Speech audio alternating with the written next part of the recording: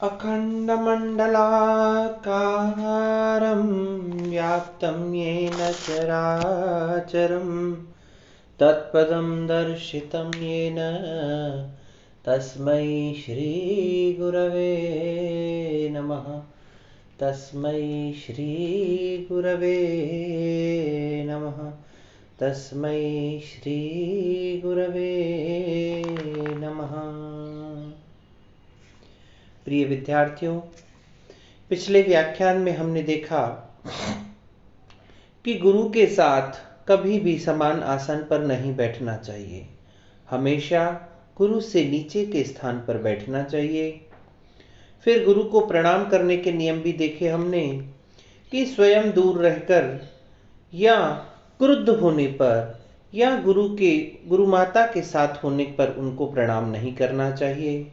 और अगर स्वयं आसन पर विद्यमान हो, यान पर बैठे हुए हों, रथ घोड़े गाड़ी इत्यादि पर किसी पर भी बैठे हों, तो वहां से उतर करके प्रणाम करना चाहिए।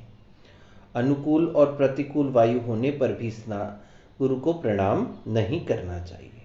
फिर क्या कहा कि कई बार ऐसी परिस्थिति हो जाती है कि गुरु और शिष्य दोनों को ही एक स्थान पर जाना है, तब यान इत्यादि में बैठने का क्या नियम है? तो कहा गया है बैलगाड़ी, घोड़ा गाड़ी, ऊंट गाड़ी, महल की छत या किसी घर की छत, चटाई, पत्थर की शिला, लकड़ी का फलक यानी तखत इत्यादि और नौका इत्यादि में अगर गुरु और शिष्य एक साथ बैठें तो इसमें शिष्य का कोई दोष नहीं माना गया है। फिर आगे क्या बता रहे हैं, एक बार इसको ध्यान से देखिए। गुरौ सन्निहिते गुरुवत वृत्तिमाचरेत न चा नृसृष्टो गुरुणा गुरु स्वान गुरून् अभिवादयेत। अन्वय देखिए, शिष्य गुरौ सन्निहिते गुरुवत वृत्तिम आचरेत गुरुणा अनिसृष्टः च स्वान गुरून् न अभिवादयेत। शिष्य को गुरौ सन्निहिते गुरु के पास में होने पर यदि आप गुरु को प्रणाम करने जा रहे हैं और अगर उनके भी गुरु उनके पास में है तो गुरुवत वृत्तिम आचरेत, गुरु के समान वृत्ति का आचरण करना चाहिए। गुरु अगर अपने गुरु के पास हों या हमारे गुरु के पास अगर उनके भी गुरु हों तो हमें उनसे भी गुरुवत आचरण करना चाहिए। गुरुणा अनिसृष्टः, और गुरु से पूछे बिना, गुरु की आज्ञा लिए बिना च स्वं गुरून् न अभिवादयेत, अपने गुरुओं का भी अभिवादन नहीं करना चाहिए। अपने गुरुओं से तात्पर्य है अपने माता पिता, सगे संबंधी, बड़े लोग। लेकिन हम आश्रम में हों और आश्रम में हमारे गुरु इत्यादि मिलने के लिए आ जाए, माता पिता, भाई बंधु हैं, चाचा ताऊ इत्यादि, तो भी गुरु से पूछे बिना उनको प्रणाम नहीं करना चाहिए। देखिए, इस विषय में कई बार प्रश्न उठता है कि ऐसे कैसे, हमारे माता पिता तो आएंगे तो उनको प्रणाम करने में क्या दिक्कत है, इसमें गुरु की आज्ञा का पूछने का क्या मतलब? चलिए छोड़िए उसको। एक बात आप सोचिए कि आप जब किसी स्कूल में पढ़ रहे होते हैं, छोटी क्लास में है, दूसरी तीसरी चौथी में, और आपके पेरेंट्स आपके स्कूल में आपसे मिलने या आपके टीचर से मिलने आए, ठीक है। अब आपसे मिलने के लिए उनको प्रिंसिपल की आज्ञा तो लेनी ही पड़ेगी, टीचर की आज्ञा लेनी ही पड़ेगी, भाई हमारा बच्चा फला फला क्लास में है, उसको बुलवाया जाए। चलिए अब एक बात बताइए, आपने अपनी कक्षा से बैठे हुए देख लिया कि आपके माता पिता मिलने आए हैं, या चलिए आपको हाफ डे में कहीं लेके जाना है। ऐसा भी हुआ करता था, छोटे बच्चे थे जब हम कहीं जाना होता था तो आधा दिन स्कूल भेज दिया जाता था, फिर कहा बजाता था कि भाई फला बजे आपको लेने के लिए आ जाएंगे। अब लेने के लिए पिताजी आ गए, आप देख रहे हो कक्षा में से बैठे हुए, क्लास में से देख रहे हो पिताजी आ गए, उठ करके चले जाते हो क्या? नहीं। क्या करते हैं? मैडम से परमिशन देते हैं, मैडम मेरे पापा आए, मैं जाऊं क्या? तो वही स्थिति है कि अगर आपके गुरु के पास आप रहे हैं और उस समय आपके माता पिता इत्यादि आपसे मिलने के लिए आए हैं, आपके भाई बंधु मिलने के लिए आए हैं, तो क्या करना है आपको? उनको गुरु की आज्ञा के बिना प्रणाम नहीं करना है, अर्थात उनसे जाकर के नहीं मिलना है, गुरु की आज्ञा को प्राप्त करके ही उनसे मिलना है। कहने का तात्पर्य, अगर गुरु के गुरु उनके साथ में हो तो गुरु के गुरु का भी गुरु के ही समान आचरण करना चाहिए, उनके प्रति वैसा ही आचरण करना चाहिए। और जब आप गुरु के समीप हो, गुरु के सानिध्य में हो, तब क्या करना चाहिए कि अपने माता पिता, अपने गुरुओं के आने पर भी गुरु से आज्ञा लेकर के ही उनके पास जाना चाहिए। फिर क्या कह रहे हैं?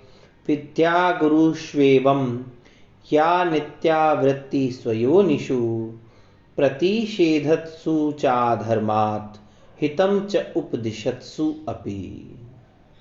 अन्वय देखिए इसका। विद्या गुरुषु स्वयोनिषु अधर्मान् च प्रतिषेधत्सु हितं उपदिशत्सु च अपि एतदेव नित्यावृत्ति वर्तितव्या।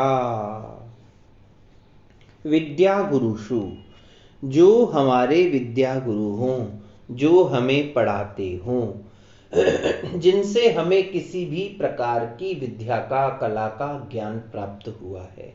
देखिए शास्त्रों में तो एकाक्षरो गुरु भी कहा गया है। एक अक्षर प्रदान करने वाला भी गुरु के समान आदरणीय है, पूजनीय। भाई हमारे गुरु तो हमें ढेर सारा विद्या प्रदान ही करते हैं, लेकिन कभी ऐसी बात आ जाए कि किसी शिक्षक से, किसी गुरु से हमने एक अक्षर का भी अध्ययन किया हो, एक अक्षर भी उनसे पढ़ लिया हो, तो भी वह हमारे लिए गुरु के समान पूजनीय है। हमें गुरु के समान ही उन्हें सम्मान देना चाहिए। अब ऐसा कैसे हो सकता है एक ही गुरु के समान?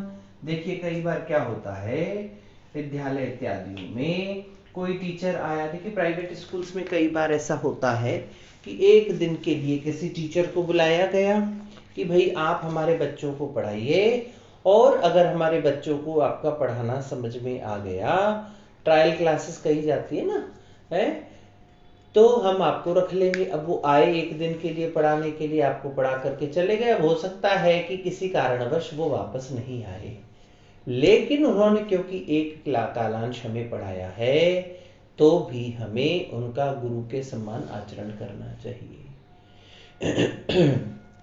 कई बार स्कूलों में, कॉलेजेस में अरेंजमेंट सिस्टम हुआ करते हैं।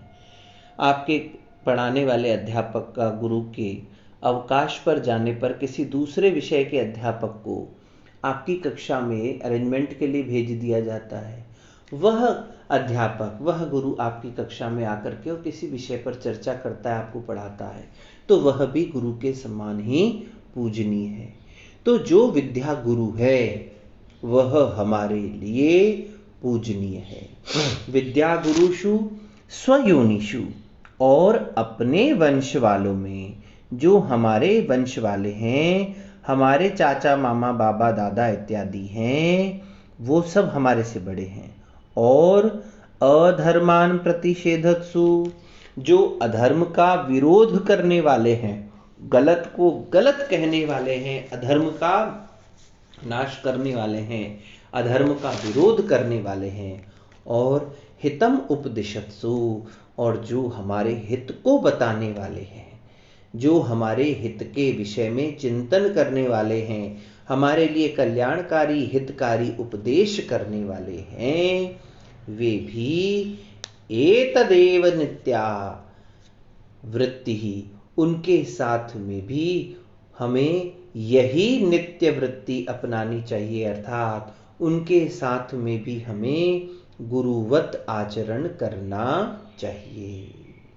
देखिए क्या कितनी सुंदर बात कही गई है कि जो हमारे विद्या गुरु हों, जिन्होंने हमें विद्या प्रदान की है, स्वयोनिषु, और जो हमारे वंश वाले हैं, हमारी योनि से संबंधित हैं, हमारी कुल परंपरा से जुड़े हुए हमारे से बड़े लोग हैं, और यानी चाचा दादा मामा बाबा काका और भी कजिन्स, चाचा इत्यादि खूब सारे रिश्ते होते ही हैं हमारे, वे सब लोग और जो हमें अधर्म से प्रतिषेध करते हैं, अधर्म से हटाने वाले हैं, बुरे कार्य न करने की शिक्षा देने वाले हैं, चाहे वे हमसे छोटे भी हों, समवयस्क हों, लेकिन अगर वो हमें किसी भी प्रकार से हमें किसी बुरे काम से हटा रहे हैं, हमें किसी गलत काम को करने से मना कर रहे हैं, हमें अधर्म की ओर जाने से रोक रहे हैं, तो भी वे हमारे गुरु के समान हैं। देखिए, ऐसा क्यों कहा गया है कि अधर्म को हटाने वाले को भी गुरु के समान आचरण करना चाहिए। जब हमने शास्त्रों में पढ़ा है, आज्ञा गुरुणाम ही अविचारणीय, गुरुओं की आज्ञा अविचारणीय होती। गुरु जी ने कहा आपको ये काम करना है तो करना है, उसके विषय में ज्यादा दिमाग नहीं लगाया जाता है। ये स्थिति जब हमारी हो जाती है, तब हम अपने गलत को गलत कहने वाले व्यक्ति को समझने लगते हैं, उसकी आज्ञा का पालन करते हैं। देखिए, विभीषण को पता था कि रावण गलत कर रहे हैं, हालांकि विभीषण छोटे भाई हैं, लेकिन विभीषण ने रावण को खूब समझाने का प्रयास किया कि भैया आप जो कार्य कर रहे हैं ये गलत है, आप पर स्त्री का हरण लेकर करके आए हैं, जो कि एक राजा के लिए कतई शोभा नहीं देता है। अगर उस समय रावण इस बात को मान करके अपने लिए हित का उपदेश करने वाले और अधर्म का प्रतिषेध करने के लिए कहने वाले की बात को मानता कैसे? क्योंकि उसको ये शास्त्र का ज्ञान होना चाहिए था कि भाई जो हमें अहित के मार्ग से हटाए, अधर्म के मार्ग से हटाए, उसे हमें सही मानना चाहिए, उसको गुरु मानना चाहिए। और अगर हमने गुरु के मान लिया, गुरु के समान वृत्ति रख दी, तो अर्थात उसकी आज्ञा का तो पालन हमें करना ही पड़ेगा। अगर वह रावण अपने भाई, छोटे भाई की आज्ञा का पालन गुरु की वृत्ति रखते हुए कर लेता, क्योंकि उसने उसको अधर्म से हटाने का प्रयास किया, तो आप बताइए ऐसा होता अगर, तो आज रावण की जो स्थिति हम लोग पढ़ रहे हैं वो नहीं होती। क्योंकि अगर वो भाई की बात मान करके सम्मान के साथ सीता को लौटा देता, ये मान करके कि ये मेरे को गुरु की आज्ञा प्राप्त है, तो आप देखिए कि उसके कुल और वंश का जो नाश हुआ। अरे उनको तो छोड़ो, अपनी संतानें, दो संतानें जिस पिता के सामने मर जाए, इससे बड़ा कष्ट क्या होगा। तो उस कष्ट को उसको नहीं झेलना पड़ता। इसीलिए कहा गया है कि जो हमारे को अधर्म से बचाए, अधर्म का प्रतिषेध करे और जो हमारे हित की बात करे, उसके साथ भी हमने गुरु के समान आचरण करना चाहिए। ऐसा क्यों?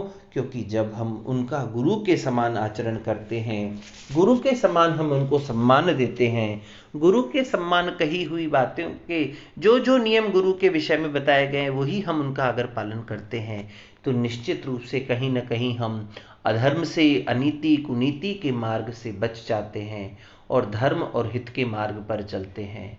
तो वह उनका जो उपदेश है हमारे लिए कल्याणकारी हो जाता है। इसीलिए कहा गया है, जो विद्या गुरु हैं, जो हमारे ही जन्म की योनि से संबंधित, अर्थात हमारे कुल से संबंधित है, हमारे वंश से संबंधित हैं, और जो अधर्म का प्रतिषेध करने वाले हैं और जो धर्म और हित का उपदेश करने वाले हैं, उनके साथ में भी हमको इसी वृत्ति का, गुरु के जैसे आचरण का पालन करना चाहिए। गुरु के समान ही वृत्ति, गुरु के समान ही सम्मान उनके प्रति धारण करना चाहिए। इसके पश्चात और गुरु के समान किन किन को मानना चाहिए और क्या आगे निर्देश हैं, उसके विषय में हम चर्चा अगली कक्षा में करेंगे। तब तक के लिए ओम शम।